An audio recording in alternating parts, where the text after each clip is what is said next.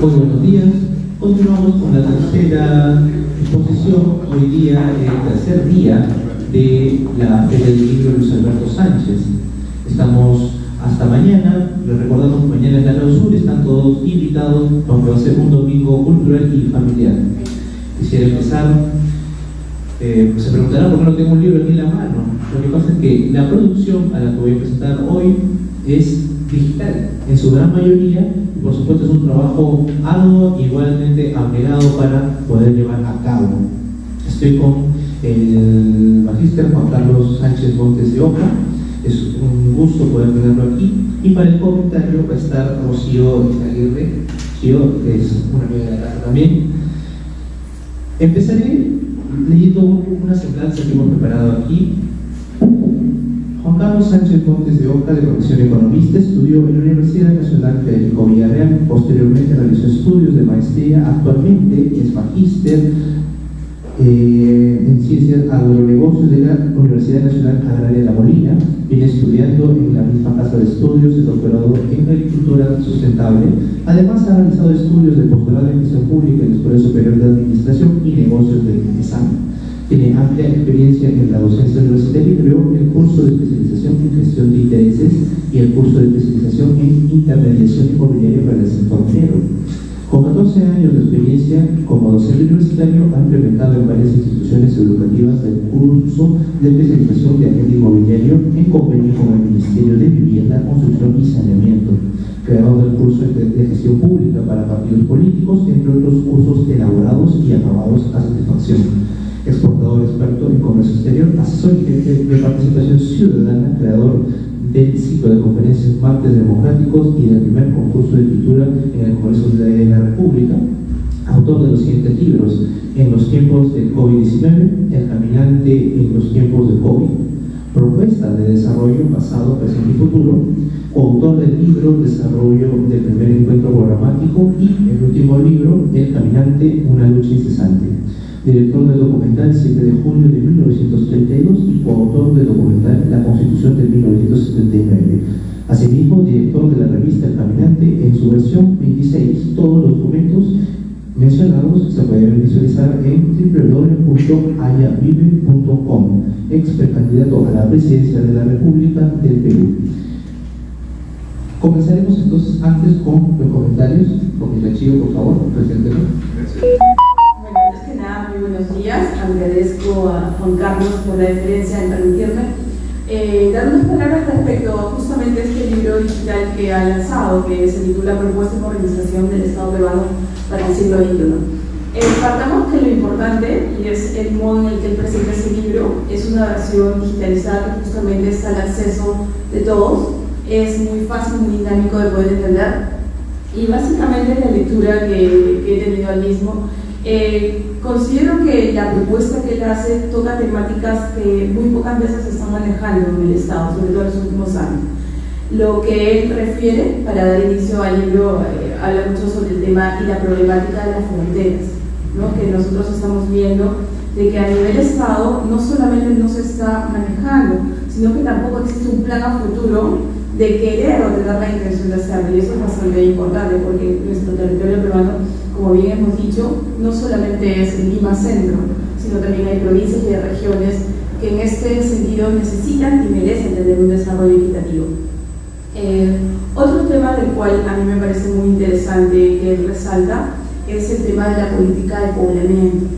Justamente nosotros hemos visto en las últimas encuestas que se han realizado a ciudadanía que Lima, aparte de tener la mayor cantidad de población, también tiene un número muy alto de ciudadanos que son población sin un desarrollo laboral, ¿no? ¿Y qué significa esto? Que nosotros tenemos un espacio, un territorio geográfico en el cual ellos pueden generar desarrollo económico, ¿no?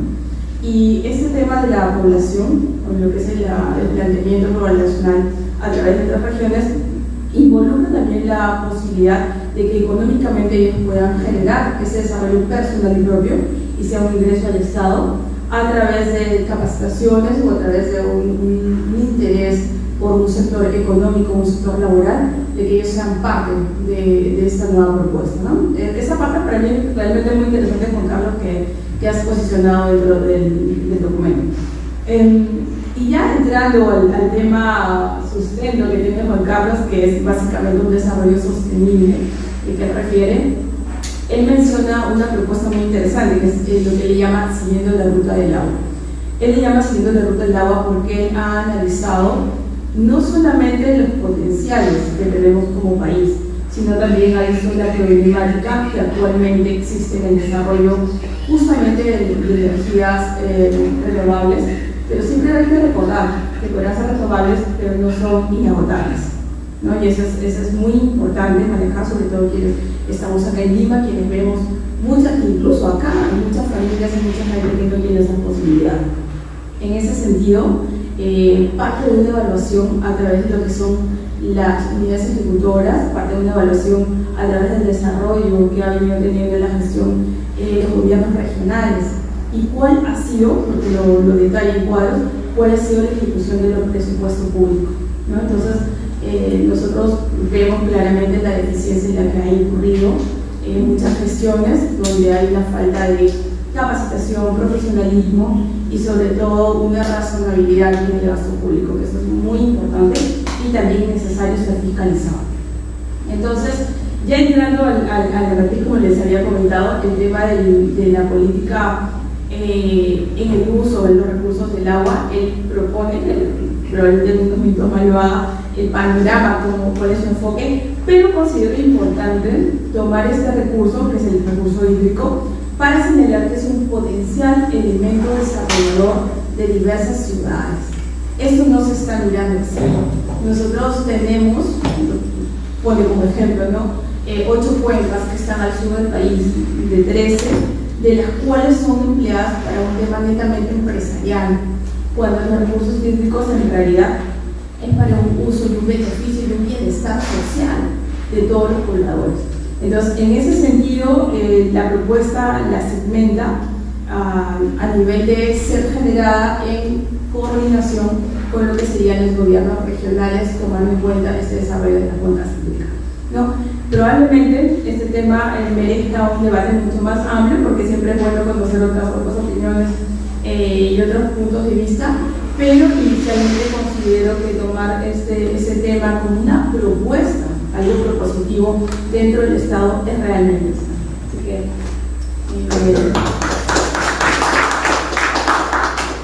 Así que, a continuación, el autor Juan Carlos Sánchez para ilustrarnos con los datos y por supuesto con periodo, porque es mucho datos, mucho material. Muchas gracias por la invitación, gracias a todos, buenos días a todos, gracias Rocío. ¿Qué ves? Muy bien, muchísimas gracias. Bueno, en primer lugar, creo que esta es una propuesta importante, interesante, una propuesta que pretende movilizar al país, ¿correcto? Porque realmente el Perú necesita un cambio. Y creo que en una conferencia que hubo acá hace unos 3 años o 4 años, estuvo acá Luchín de las Casas, y él planteó que teníamos un estado totalmente desordenado, que no se podía controlar, y eso se me quedó muy grabado, ¿no? Y cuando ahora estoy estudiando un doctorado en agricultura sustentable en la Universidad de La Molina, y llevé el curso de cuencas hidrográficas, me pareció un curso sumamente interesante y una posibilidad también de reorganizar el Estado teniendo en cuenta las cuencas hidrográficas del Perú. Y ese es un poco lo que tomé en cuenta para poder desarrollar, por eso que el libro se llama Siguiendo las rutas del agua, ¿no? Y obviamente tiene aspectos muy importantes, porque vamos a tratar temas como cuál es la condición que tiene el Estado peruano, ¿no? Y miren, esto a mí me parece importantísimo que todos ustedes sepan. El Estado peruano está dividido en 2.527 unidades ejecutoras. 2.527 unidades ejecutoras. Es decir, que el presupuesto de la República del Perú se distribuye entre 2.527 unidades ejecutoras. Por lo tanto, es un presupuesto totalmente inmanejable, incontrolable y no tiene un horizonte, ningún objetivo claro, porque al final el Perú tampoco tiene un ente poderoso, potente, como lo tiene Colombia, que tiene el instituto que pertenece a la presidencia, que es la Dirección Nacional de Planificación Colombia, que le hace el contrapeso al Ministerio de Economía. Y nosotros no tenemos un organismo de esta naturaleza, tenemos un CEPLAN, que es un saludo a la bandera, ¿no? Pero que no tiene ninguna injerencia y que esto lo maneja directamente el Ministerio de Economía y Finanzas, y que realmente se cumple con la aprobación del proyecto bajo el sistema SNIP. Tenemos un sistema bianual, ahora le han dado ese carácter, pero yo he revisado, por ejemplo, acá les estaba enseñando, tienen proyectos para remodelar pistas, 37 millones, 136 millones en la selva. No es hacer una pista, ponerla, acomodarla, ¿no? Entonces, realmente la plata del Perú se malgasta. Tenemos en promedio, todos los años se pierde entre 22.000 a 26.000 millones de soles por año, y en el caso del gobierno de Vizcarra fueron 64.000 millones que se perdió, pero que ahora acomodaron las cifras y ahora ya también perdió 22, 26, o sea, ya lo han ordenado para que esté dentro del rango, ¿no? Entonces, primer gran dato es que tenemos 2.527 unidades ejecutoras. Por lo tanto, tenemos un presupuesto inmanejable. Así como es el presupuesto de la República, la información que yo les voy a dar es de la cuenta general de la República, porque el presupuesto de la República es quien asigna los recursos y la cuenta general de la República es la que verifica qué es lo que realmente se ha hecho, qué es lo que realmente se ha gastado. Es un poco cuando uno conoce cómo funciona el Estado peruano, ¿no? Entonces, estos dos aspectos, mayormente siempre se habla del presupuesto de la República, pero no se habla de la cuenta general de la República, que es lo real, lo efectivo, lo hecho, ¿no? Entonces, ahí tenemos el gran problema, la gran atomización que tiene el Estado peruano, y creo que eso es un tema que tenemos que analizar. Otra cosa que me pareció importante en esta propuesta, el Perú tiene 159 cuencas hidrográficas. Esto lo voy a ir detallando más adelante, solamente que son tres, ¿no? La cuenca del Océano Atlántico, que van al río Amazonas, la del Pacífico y la del lago Titicaca. Ese es un dato importante, ¿no? Y nosotros tenemos tres regiones, que son la costa, la sierra y la selva, que todo el mundo la conoce, y también el mar peruano es una región, desde mi punto de vista, que en la práctica, si hacemos una cooperación con el territorio nacional, estamos hablando de un 60% del territorio del país. Entonces, adelantando un poco, ¿no? Yo planteo la creación de 4 regiones en el Perú: la región de la costa, la región de la sierra, de la selva y la región del mar peruano, el mar de Grava. Ya vamos rompiendo el concepto de esta visión departamentalista de 24 departamentos que realmente no funciona y no ha funcionado, ¿no? Inclusive planteo, para ser analizado y discutido, ¿no? El hecho de hasta de un cambio estratégico de la capital del Perú. Y dentro de eso, de una visión de corto plazo, pero no el corto plazo occidental que se usa en los proyectos de inversión pública, que es a 1 o 2 años, sino teniendo el criterio más chino, que utiliza el tema de los quinquenios, ¿no? En el corto plazo podría ser una opción Huánuco, y en una visión de más largo plazo, Pucallpa o Callali. Y esto, ¿por qué? Porque nosotros necesitamos integrar tanto la sierra como la selva del Perú, que son zonas realmente que no están pobladas. Y esto lo voy a demostrar mientras que vaya desarrollando la exposición, que no están pobladas. Entonces, tenemos un problema de poblamiento en el Perú. Y ahora podemos compararnos con los países más potentes. Los países más potentes son los países que tienen más población, ¿no? Parece un proceso que la población es un problema, pero al final la población ayuda para que los países se desarrollen. En este caso de China, de la India, que ahora la India es el país más poblado del mundo y que ha mejorado sus condiciones, etcétera, etcétera, ¿no? De nivel de crecimiento. Entonces, un poco en términos ya de las fronteras, y también tengo una visión que tenemos que tener un crecimiento inclusivo hacia adentro, de las fronteras hacia adentro del Perú. Nosotros en términos reales tenemos, en términos de fronteras terrestres, tenemos 2.962 kilómetros, en términos fluviales 3.961, la CUS 350 y el litoral 3.000 kilómetros. Por lo tanto tenemos en total 10.153 kilómetros de frontera. Y obviamente las fronteras básicamente están vinculadas a la selva del Perú, están totalmente abandonadas. Y ese es un primer dato y es una primera gran súper preocupación. Y hoy día ya hemos tenido el caso de Purús hace unas 2 semanas, ¿no? Que muchos peruanos estudian en Brasil, ¿no es cierto? Y ahí se puede generar este famoso derecho internacional, el último CIDEPIS, y ellos podrían tomar la decisión de convertirse en brasileños y ese territorio ser anexado. Ayer ha salido también un problema con Iquitos, ¿no es cierto?, con la isla que se puso en discusión, y eso es responsabilidad de los gobernantes, porque definitivamente los gobernantes tienen totalmente abandonado el concepto de la frontera. Entonces, ahí tenemos un problema latente y creo que nosotros tenemos que realmente comenzar a pensar en el gran camino de la frontera del Perú. Nuestras fronteras no están integradas. Cuando hemos tenido un conflicto bélico con el Ecuador, logísticamente Ecuador, sus pistas llegaban hasta las fronteras. Nuestro ejército peruano tenía que ir caminando sobre lodo, más lodo, más lodo, no había ninguna vía de acceso para llegar a la frontera.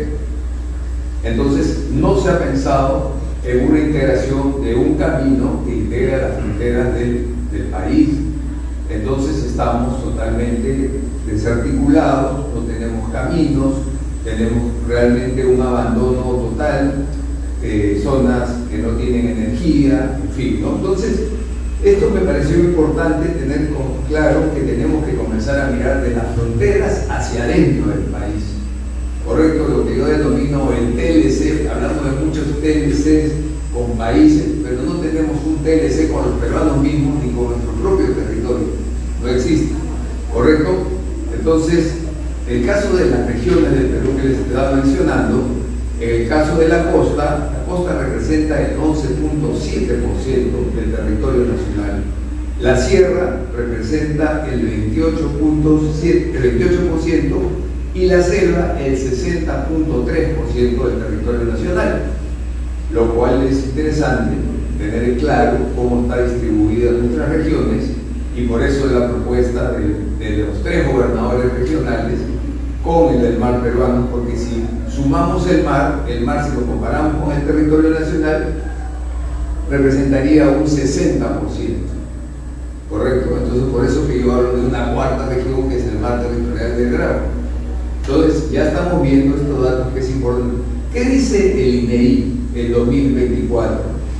El 82.6% de la población reside en las áreas urbanas, ¿correcto? En las áreas urbanas, el 82.6%, o sea, viven en las ciudades, de las cuales, ¿correcto?, el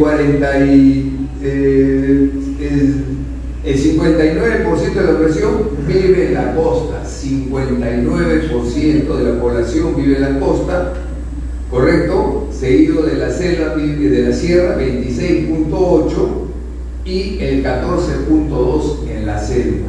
Por lo tanto, miren esa contradicción. El territorio más extenso del Perú, que es la selva, que tiene el 60% de área geográfica, solamente vive el 14.2% de la población. Entonces, eso significa que tenemos una política, o no tenemos política de poblamiento, tenemos un abandono realmente de nuestro territorio nacional. Y eso es un tema que es descuido de los gobernantes. Por eso digo que esta propuesta es interesante, porque realmente lo que quiero es movilizar para que entre este tema a discusión, a debate. Estamos en la primera etapa, y recién el caso del mar peruano, el mar de Gravo, ¿no? Recién hay el BAC Carrasco, que está haciendo investigaciones, ¿no? Por eso yo creo que es importante que se haga un estudio de todo el potencial que tiene el mar peruano, porque el mar peruano solo se está estudiando, se potencia en el tema de la pesquería, pero el mar peruano tiene muchas riquezas por explotar. Por ejemplo, ustedes sabían que el mar peruano también se puede concesionar. Uno puede pedir parte del mar peruano para desarrollar negocios de cualquier naturaleza, obviamente vinculados al tema de producción. Se puede pedir concesionar la zona marisquera, todo se puede desarrollar, pero hay una falta de información y de conocimiento. En términos operativos, los ciudadanos del Perú no conocen que existe, por ejemplo, procedimientos administrativos y muchas formas de acceder a muchas concesiones, a muchos concesiones, por ejemplo, que se dan en el mar peruano, que no se desconocen, y creo que, por ejemplo, ese es un tema que no está desarrollado en el Perú, y realmente que se tiene el mar peruano abandonado, ¿no? Por eso creo que es importante crear el tema del mar peruano como una región, que haya un gobernador regional, ¿no? Entonces, ahí estamos planteando un tema. Acá hay una gráfica que es muy interesante, lo que son las unidades. Acá están las 2.527 unidades ejecutoras del Perú. ¿Qué cosa es una unidad ejecutora? Una unidad ejecutora es una unidad que ejecuta el presupuesto de la República, es decir, que el Estado peruano le asigna los recursos y la ejecuta. Y entonces la plata del Estado la ejecutan entre 2.527 unidades ejecutoras. A nivel, por ejemplo, de los municipios, correcto, en términos reales, tenemos aproximadamente 1.917 unidades ejecutoras entre municipios y gobiernos regionales. Imagínense usted cuando se hace política con esta magnitud de unidades ejecutoras, realmente es casi un país ingobernable, ¿correcto? Entonces estamos viendo las cifras. Sin embargo, cuando se habla de resultados, ¿no es cierto?, de ejecución presupuestal, según la cuenta general de la República, tenemos máximos beneficios. Todas las unidades, y esto es lo raro y lo contradictorio, porque yo me estoy ciñendo a la cuenta general de la República y dice: Gobierno Nacional, presupuesto inicial modificado, ¿cuánto ejecutado? 104%. Gobiernos regionales, 111%. Gobierno local, 105%. Empresas del Estado, 97%. Otras formas de organismo, 164%. O sea, en términos reales es un éxito. Todo lo que está haciendo el Estado peruano funciona. Según la cuenta general de la República del Perú, esta es información oficial, ¿no? Esta es la cuenta general de la República, todo esto lo pueden verificar con fuentes oficiales, ¿correcto? Entonces yo me pregunto, si todo esto funciona, entonces estamos en el país de la maravilla. Y entonces acá vemos que realmente ¿qué está pasando? ¿Por qué, por ejemplo, en la cuenta oficial no se dice, en la cuenta general de la República, las pérdidas que tiene el Perú en términos de falta de eficiencia y de corrupción de 22 a 26 mil millones de soles todos los años?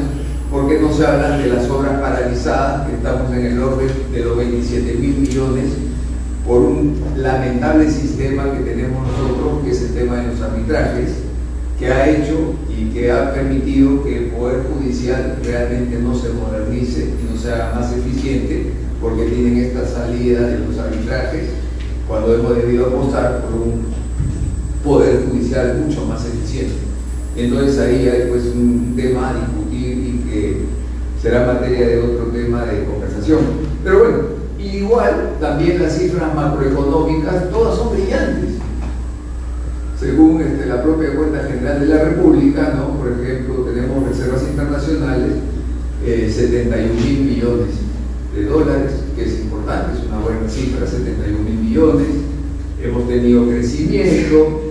El PBI del Perú en términos de 2007 representa 564.000 millones, o sea, hemos tenido una caída del año 2023 frente al año 2022 que fue de 567.000, pero en términos generales, para las cuentas macroeconómicas, el país está perfecto, está muy bien, y yo creo que eso no es real, no es cierto. Y entonces creo que tenemos que nosotros tener una visión totalmente diferente, ¿no? Entonces, cambiar nuestra visión de cómo estamos organizados. Nosotros estamos organizados con 24 departamentos, tenemos 24 gobernadores regionales. Acá tengo, por ejemplo, enseñé a mi amigo Cosigo, ¿no?, las obras que se están haciendo en la selva, 136 millones de soles para arreglar un camino, 140 millones de soles para arreglar un camino en la selva, arreglar caminos, no estamos diciendo construir carreteras. O sea, se desperdicia el dinero peruano. ¿Por qué? Porque nadie fiscaliza, nadie planifica en el país, ¿correcto? Entonces tenemos un país ineficiente y desordenado, y por lo tanto tenemos que pensar en una nueva forma de ordenar al país. Eso es la primera. Entonces, creo que por ahí comienza el análisis importante de este trabajo, que es el tema de buscar la fórmula. Al no haber planificación, al ser el único poderoso el Ministerio de Economía, buscar una forma de organizar al Estado. Entonces, este curso que llevamos en la Cuenca, en la universidad, me sirvió mucho, y acá quiero que se visualicen esto, que me parece importante, porque puede ayudar a replantear, así como Pulgar Vidal en algún momento planteó las 8 regiones del Perú, que me pareció una propuesta espectacular, ¿no?, porque describe, ¿no? Pero era una propuesta, me parece, más estática, y con esto no estoy cuestionando su conocimiento, por favor, ni pretendo, pero era como él había visualizado las regiones del Perú.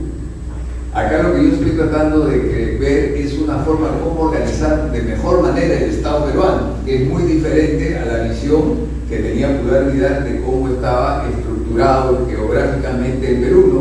Entonces, el Perú tiene 159 cuencas hidrográficas.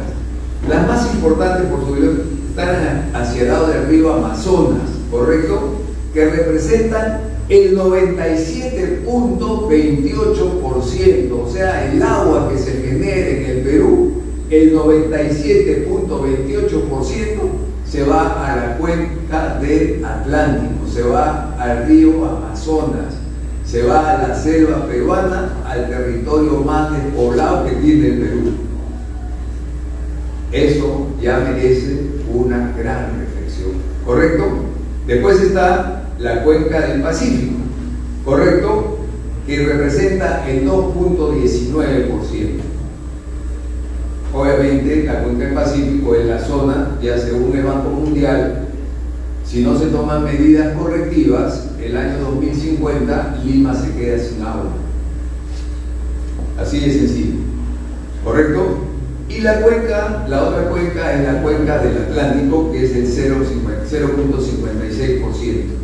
Entonces, miren, ya estamos viendo cómo estamos en términos, y esto estamos haciendo y estamos siguiendo la ruta del agua. El tema de la cuenca, ¿cuál es el concepto de la cuenca? La cuenca se genera en las zonas, mayormente en el Perú, en las zonas altoandinas, y de ahí salen los ríos, y de los ríos se van hacia el lado del Océano Atlántico, hacia el lado del Océano Pacífico, y en el caso del norte vienen de Ecuador. Algunas de las cuencas vienen de otros, tienen otros orígenes, pero la visión que nosotros tenemos es organizar el país en base a las cuencas hidrográficas, lo cual ya está limitando ya a la organización del Estado a 159 jefes de cuenca, que tendrían un poder mucho más sólido. ¿Por qué? Porque muchas de las cuencas cruzan varios departamentos.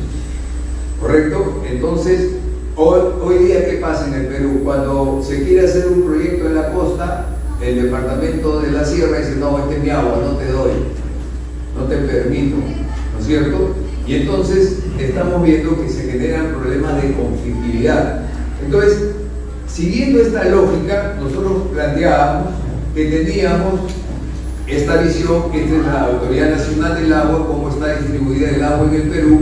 El tema de las cuencas no se ha tocado, no se ha discutido de esta perspectiva, ¿no? Y entonces es necesario que nosotros consideremos a las cuencas como una forma inteligente de poder organizar nuevamente el Estado peruano y rompiendo este esquema de los departamentos. Obviamente los departamentos, acuérdense del Imperio Incaico, cómo se manejaban. Los suyos, ¿eran cuántos? Cuatro suyos. ¿Por qué tenemos 24 departamentos y tenemos 4 regiones naturales? Entonces es un tema para reflexionar, es un tema para analizar, ¿no es cierto? Y obviamente esos jefes van a tener una mejor articulación, porque es mejor tratar con 4 que con 24, ¿correcto? Inclusive estos 4 pueden estar sujetos a fiscalización, pueden ir al Parlamento a rendir, ¿no? Los gobernadores regionales, ninguno rinde cuentas, ninguno va al Parlamento a rendir un informe como un ministro. Y entonces estamos ante un Estado que ha crecido de manera desmedida y va a seguir creciendo, y no estamos buscando una solución. Entonces yo lo que estamos tratando de hacer es buscar una forma de reorganizar el Estado de una manera mucho más eficiente y que se pueda controlar los recursos del Estado y que se puedan direccionar adecuadamente los recursos. La costa peruana es muy fácil de articular. Simplemente con la implementación del tren de la costa peruana está articulada. Con la carretera que tenemos está articulada. Entonces lo que hay que hacer es cómo darle vitalidad a la sierra y a la selva del Perú.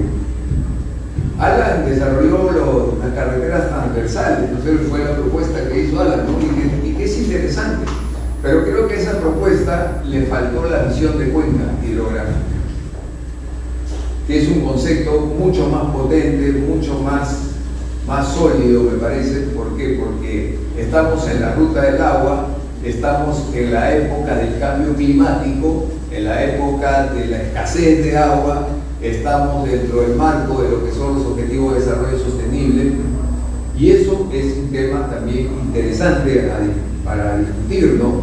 Entonces, nuestra propuesta plantea eso, ¿no? Que se fundamente el desarrollo del Perú teniendo en cuenta las cuencas hidrográficas, teniendo en cuenta que la mayor cantidad de agua del Perú se va para la cuenca del Atlántico y que no, esa zona es la zona totalmente despoblada, ¿no? Entonces, creo que necesitamos apostar por medidas revolucionarias. Obviamente, cuando se toman medidas revolucionarias de esta naturaleza, hay que difundirlas, hay que conversarlas, hay que consensuarlas, pero el Perú debería pensar, inclusive como lo hizo Brasil en algún momento, en un cambio de la capital a Brasilia, por temas estratégicos, de ubicación geográfica, y deberíamos analizar, y acá les presento 2 propuestas interesantes. Una es el departamento de Huánuco, como un tema con una visión más de corto plazo, no la que le dije la occidental, sino con una visión de 5 o 10 años, o el departamento de Ucayali, Pucallpa, porque si no integramos a la sierra y no integramos a la selva, el Perú va a ver el desarrollo, ¿no? Va a ver el puerto de Chancay, el puerto de Corío, y va a ver cómo van a fluir los productos de todo el mundo, ¿no? Y el Perú, ¿qué va a producir? ¿Qué va a producir nuestra selva? ¿Qué va a producir nuestra sierra? Absolutamente nada. Entonces, como ejemplo, el 50% del pescado que come China continental es pescado producido en tierra. O sea, sea acuicultura. Nosotros, el Perú, debería vivir de la energía hidráulica, porque lo que más tenemos son caídas, grandes, medianas y chicas. Nosotros deberíamos tener ya una política definida, como ya lo tienen algunos países en el África que nos han ganado la iniciativa, que al máximo al 2035 el Perú ya no debería tener carros a petróleo o a gas o a gasolina, simplemente todo energía eléctrica, porque tenemos las fuentes y los recursos suficientes para tener energía en todo el Perú de manera muy barata, porque las cuencas y las caídas son realmente abundantes y de todas naturalezas, pequeñas, medianas y grandes. O sea, ningún poblado del Perú debería tener problemas de energía, pero tampoco hay una política energética en este caso y de desarrollo de grandes centrales hidroeléctricas, de medianas y de pequeñas. ¿Por qué? Porque hay intereses económicos. Miren, tan penetrados estamos ideológicamente y políticamente que nosotros nos alegramos porque en China han aprobado que van a hacer una carretera que va a unir Chancaillo con Ancón. Yo me pregunto, o sea, en China planifican nuestras obras de infraestructura.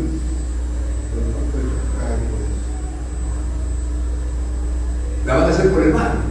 Entonces la pregunta es, ¿dónde está el Estado peruano? O sea, ellos planifican lo que necesitan para su propio juego geopolítico. La pregunta, ¿cuál es el juego geopolítico que tenemos nosotros los peruanos? ¿Cuáles son los objetivos nacionales? ¿Por qué vivimos de espaldas a la Amazonía? ¿Por qué tenemos una ciudad aislada como Iquitos? Ahora recién se va a construir una carretera que va a unir Amazonas con Iquitos. Son 270 kilómetros, recién.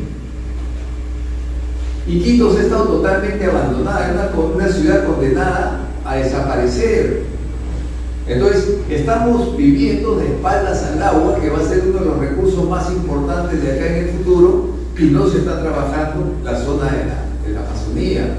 No se está teniendo una política de poblamiento de la sierra peruana ni de la selva peruana. Y para eso ayuda el manejo de cuencas, ¿correcto? Entonces, creo que nosotros tenemos que apostar por desarrollar la sierra, desarrollar la selva, teniendo en cuenta las cuencas hidrográficas, reordenar el Estado peruano, reducir las unidades ejecutoras y tener 4 gobernadores regionales en el Perú y punto, no más. Y entonces ahí le estamos dando un nuevo enfoque, ¿correcto?, a la organización del Estado peruano. Un poco esa es la síntesis de esta propuesta. Ahora estamos ya en la fase ya que estamos analizando cuenca por cuenca, etcétera, etcétera, porque esta es la propuesta inicial, pero lo que queríamos era que tengamos una nueva visión de desarrollo del país. El Perú no tiene planificación. El que planifica el desarrollo en el Perú es el Ministerio de Economía y Finanzas, pero no tiene planificación. Miren lo mal que planificamos, que hemos hecho la interoceánica, que no digo que sea una mala inversión, en su momento va a dar los frutos, pero recién se está haciendo la nueva carretera central, con un acuerdo de gobierno a gobierno con los españoles. O sea, la carretera más importante del Perú recién se está haciendo, y la interoceánica, y entonces, ¿qué pasa? No hay controles, y la falta de planificación, la falta de planeamiento, y obviamente estamos a merced ¿de qué? De la clase política. Y la clase política en el Perú no existe, que ese es otro de los grandes problemas que tenemos que analizar con profundidad, ¿no? Y no me refiero a los políticos, porque políticos ya quedan muy pocos en el país, si es que se quiere hablar de políticos. Yo hablo de una clase dirigente, una clase no hay, porque no tenemos objetivos nacionales, no tenemos una visión de Estado. No tenemos una visión hacia dónde queremos conducir el país. Tenemos potenciales rivales que ven con mucha preocupación todas estas obras que va a hacer China, y también hay que llamar la atención, ¿no? Nosotros ya tenemos un puerto que no es un puerto peruano, que es el de Marcona, que se lo hemos regalado a los chinos. Porque si tú te quieres bañar en Marcona no puedes acceder ni siquiera al puerto de Marcona. Esperemos que eso no pase en Chancay y que sea un enclave, porque estaríamos retrocediendo al siglo pasado, a 1910 o a 1800. Entonces tenemos que analizar bien lo que estamos. Entonces el problema es de una clase dirigente, ¿no? Y por eso que nosotros tenemos un lema, y obviamente sabemos de la magnitud de Brasil, sabemos de la magnitud de Argentina, ¿no? Pero el Perú debe comenzar a visualizarse como una potencia sudamericana. Y por eso tenemos que darle este carácter, que el Perú tiene que estar totalmente integrado, tiene que tener mucha consistencia. ¿Por qué? Porque en el futuro se va a pelear por los recursos naturales. Estas obras que están haciendo en el Perú están haciéndose no porque son caritativos ni porque quieren el desarrollo nacional, sino porque lo que les interesa son los recursos nacionales. Y entonces nosotros tenemos que tener y cuidar nuestros recursos nacionales, y eso no nos vuelve anticapitalistas, ni estamos en contra de la inversión privada, no. Pero tenemos que apostar por la sostenibilidad del país, la autoalimentación, ¿correcto? Que son aspectos fundamentales, ¿no? Entonces, creo que estos son temas que merecen seguir discutiéndose, seguir debatiéndose, pero sí tenemos que cambiar la agenda, porque el país, como está organizado de esta manera, no funciona, no sirve. No funciona, no sirve, ¿no? Y esta propuesta lo que trata es llevar y poner en discusión un nuevo enfoque que ojalá sea escuchado, ojalá que la clase política o la clase dirigente del país la pueda entender, y teniendo en cuenta y en consideración que para las próximas elecciones van a haber más de 30 partidos políticos, lo cual va a ser una anarquía pues extraordinaria. O sea, este Congreso, si es peor, el que viene va a ser mucho peor. Disculpe que lo diga así como. Entonces, el partido aprista tiene que tomar la vanguardia, tiene que tener propuestas novedosas, tiene que tener un programa. Por eso que nosotros el año 2020 hicimos el primer encuentro programático, y ahí en área viven en esta página y pueden encontrar los resultados del primer encuentro programático, porque el Perú necesita un programa. Aya de la Torre en 1931 definió el programa mínimo, que fue el portaestandarte de todo el siglo pasado y que modernizó el país. Y nosotros tenemos que tener una propuesta para el siglo XXI, que no la tenemos. Estamos en el año 24 del siglo XXI, y el APRA no tiene nada. No tiene nada que presentarle nuevo al país. Y entonces esta propuesta y el primer encuentro programático, ahora estamos haciendo el segundo encuentro programático, lo que busca es presentarle una propuesta al país. ¿Por qué? Porque definitivamente, como no hay partidos políticos y lo que salga tampoco son partidos políticos, si el Partido Aprista Peruano puede elaborar una verdadera propuesta programática, ya va a terminar, todo el mundo se va a acoger. Y con este ejemplo termino. Keiko tuvo 73 congresistas, ¿no? 72, pero no tenía programa, no tenía propuesta. ¿Qué pasó con su bancada? Se terminó dividiendo, peleándose, porque no tenían objetivos. Y entonces la gran lección, y con esto termino, tenemos que tener objetivos nacionales, tenemos que tener un programa político y tenemos que tener un partido político sólido y fuerte, porque es la única manera que este Perú pueda cambiar. Muchas gracias.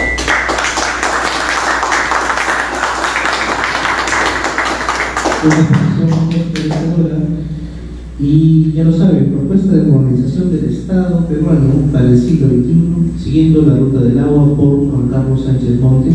Muchas gracias también a Rocío Aguirre por el comentario. Y ya lo saben, continuamos con la programación en esta, la segunda feria del libro de Luis Alberto Sánchez. Muchas gracias.